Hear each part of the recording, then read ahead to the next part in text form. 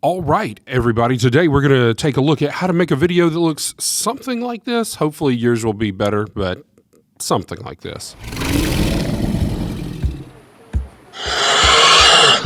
All right, now let's get started. I've gone ahead and brought in all of my resources or assets, put them into a folder here or a bin, and I've called that assets. I'm going to have it minimized for the moment. Going to go down to new item, going to click sequence, and we are going to use AVC HD 1080p 1080p 30. This just works well for us, high definition. We're not trying to do 4K files. And I'm going to call this motion masking video. All right, you can call it whatever you want to as long as you know what it is. Going to click OK. That actually went into my assets folder. I don't want it there. If that ever happens, I'm just going to drag it out of that folder. So now when I minimize that, you can see motion masking video is here. It's on its own. First thing I want to do is I want to find my background, street background. I'm going to drag it down here.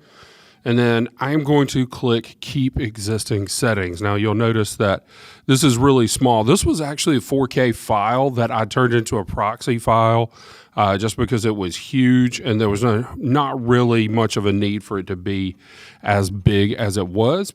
I'm going to set this down to 5 seconds because I don't want this video to be long. It is going to take a while to edit this because of keyframing everything. 5 seconds is going to be more than enough. But when I have the black around the top and the bottoms, what I need to do is then right click on the file in the sequence. And I'm going to click set to frame size. When I do that, you can see that it fits that. It's also still got black at the top and the bottom. So if I don't want that, if I double click on the clip, go to effect controls, under motion, I can then go to scale, and I'm going to scale this up just enough so that all the black is gone from the top and the bottom. So that's what I have there, and I'm good with that as a background. And this is just a shot of people walking along the street. I'm going to mute that so we don't have to worry about that sound anymore. And now what I want to do is I want to go and find the other clip that I'm going to use that I want to put the mask on. And that is going to be the dinosaur chasing the ball shot. I'm going to put that right here on top of that. And then I'm actually going to just delete the audio because there is no audio with this clip. And now when I play this, you'll see that it's this ridiculous clip of a dinosaur running by chasing a basketball. So there we go. That's what we're dealing with. Let's see. I'll actually make this fit the same length as that clip. So now that I've done this, I want to work with the masking tool. So what I'm going to do is I'm going to have my dinosaur run out to where he is fully visible. And now I'm going to click on that, double click. I'm going to go to effect controls. And here I'm going to start working with the pen tool to kind of create an outline around the back of him. And you'll see what that's going to do here. Actually, before I do that, I'm going to zoom a little bit out. Not that much. Let's see, 75. The more zoomed in you are, the more precise you can be. So I'll go with this and see if that'll work. So I'll go down to there. And I just want to kind of follow along the dinosaur. This is something that can require a lot of time. And for this particular assignment, I'm not really looking for this to take a long time for you. I'm just looking for something that is going to give you an idea of how to do this. But now what I want to do, and I will zoom out even further. Again, I'll go down to 10% now, is because I want this mask to extend well beyond the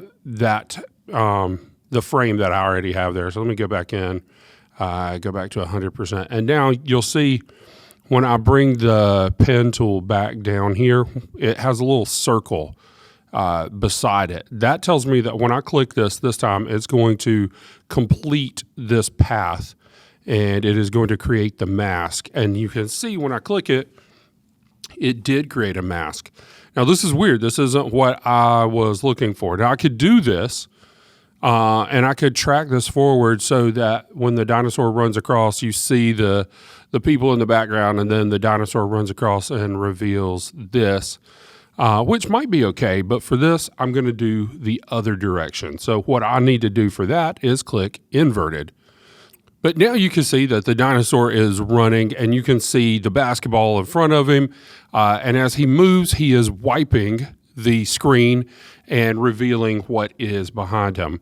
And this is great, but what we need to do is be able to go in and keyframe this so that it is going to move with the dinosaur. And there's going to be some fine-tune adjustments that we'll make to this as we go. But what I'm going to click now is, if you'll notice, there's some options here under Mask Path 1. I'm going to turn on preview so you can actually see what is happening while this is happening. And then I'm going to click this button to track forward one frame. If you click this button, sometimes the tracking works really well. Like if it's a face, it generally tracks really well with a face. But if it's something that's a little more oddly shaped, or there's not really good identifying points on it, then it will not track with it as well. So what I'm going to do is I'm going to just track forward one frame, and you'll see what has happened is that it has created a gap behind the dinosaur. So what I want to do now is I want to go, now that I have created this mask, I'm just going to go frame by frame, and I am going to redraw my path here for the dinosaur. And every time if I need to add a new keyframe, I can do that. And I'm just going to come down and drag these. Again, I'm just trying to kind of follow the whoop. So what happened there is I went in and I actually moved the whole frame, which you will do at some point. But for this right now, I didn't want to do that. So I'm going to go again. I'm just clicking, and I am trying to get this matched up pretty close. Again, not looking for perfection on this, just because this is an exercise. This is just teaching you how to do this. I'm not really expecting perfection, but that's pretty good. Right? Again, there's areas right here where the tail doesn't take a serious angle. It kind of curves, but I'm not looking again for perfection here. So I'm going to go forward one more frame. You see the dinosaur didn't actually move. The background moved, but the dinosaur didn't. So now I'll click one more frame, and now the dinosaur has moved. So again, this might be a good point where you can actually click on the whole mask and drag it. That may make things easy. But even if that does work, you're going to have to make those little fine-tune adjustments in order to make this look even better. So what I'm going to do there, come here. I'm okay with that. There's a little bit of a gap there. I can bring that down, bring it down here, bring it down here. All right, going to go through and bring it down. I don't really want to go far over into the dinosaur's body. I would rather stay just outside of his body. And then you can see that the tail has kind of changed significantly. And then let's see, there we go. All right, so again, that's pretty good. Is it perfect? No.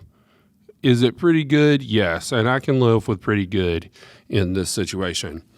Now, let's do it one more time, and then I'm going to see I clicked one time, and now it's moved forward a lot, so I'm just going to drag that over, and you can see that works, pretty good. Let's see if we start bringing this up at this point.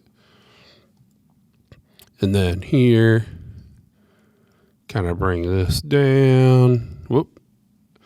Anytime you move the mask and you don't mean to, sometimes you'll rotate it and you don't mean to. You see right now I'm on the rotate tool. If I click this, it's actually going to spin. I did not want that to happen. So whenever you do that, if you hit Command Z, that will undo that so that you can go back in and keep working without the fear of the big change that you just made. I'm going to click and create another little dot right in there just to get it to kind of fit a little more smoothly. All right, so do this again, and you can see that there's more of a gap there. This is going to take a long time. I want it to take a long time. I want it to take, I want you to be as precise as possible.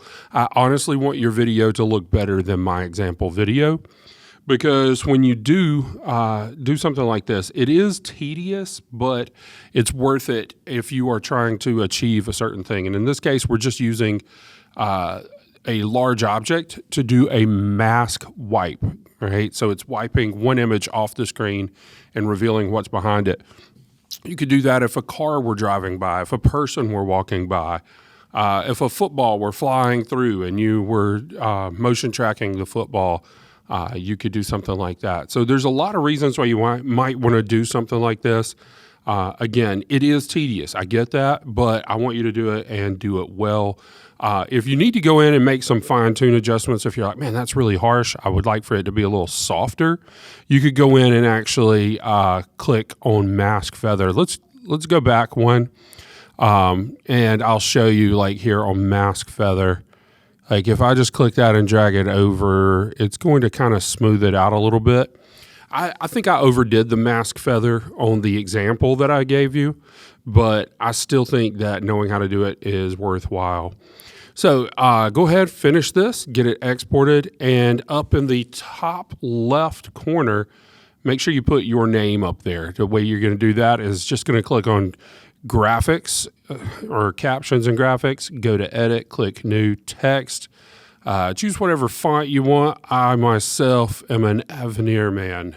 I don't really care, but I'm going to put Mr. Dempsey, and I am, for some reason, a big all caps guy. So I've got that, and I'm going to drag this down to about 50. You can just type in 50. And then I'm going to click the arrow, and I'm going to drag this up here into the corner. That way, I know that this work is uniquely mine. It does not belong to you. Then we're going to export and get this thing uploaded. Let me know if you have any questions.